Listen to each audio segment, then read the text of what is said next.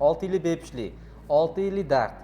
Aka juda ham ko'p yillar borib kelgan. Qaysi viloyatdan keldingiz aka? Samarqanddan. 6 yillik bepushtlik sizda. Sizga nimalar deyishdi shu paytgacha aka? Aytmagan tayyor gap qilmagan, har joyga urishdik. Aha. Bunisi ne deydi, bunisi davolash kerak deydi, yozib beradi. Aha. Foyda qilmadi. Menga keluvdingiz nima dedim? Operatsiya. Xo'p, hozir mana bugun operatsiya bo'ldingiz. Teze, mikroteza operatsiyasini o'tkazdingiz. Urug'larni ko'zingiz bilan ko'rdingizmi? Ko'rdim. Xursandmisiz? Конечно. Ayolingizga ushbu xursandchilikni yetkazaylikmi? Обязательно. Yetkazamiz hozir. Do'stlar, eshitdirsizlar. 6 yillik bepushtlik, 6 yillik dard. Aka juda ham ko'p yillar borib kelgan.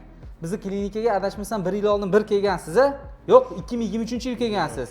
23-yil kelgan, lekin bizni aytgan taktikamiz tanlamasdan ketgan va yana yillar o'tib turib yana qaytib kelyapti.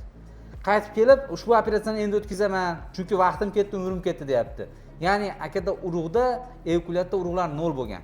Spermogramma tahlillarida urug'lar chiqmagan. Hozirda ko'p spermatozoid chiqdi. Bemorimiz endi o'z pushti kamaridan ota bo'ladi. Sizda eyakulyat urug'lar 0 chiqyaptimi? Tushkunlikka tushmang.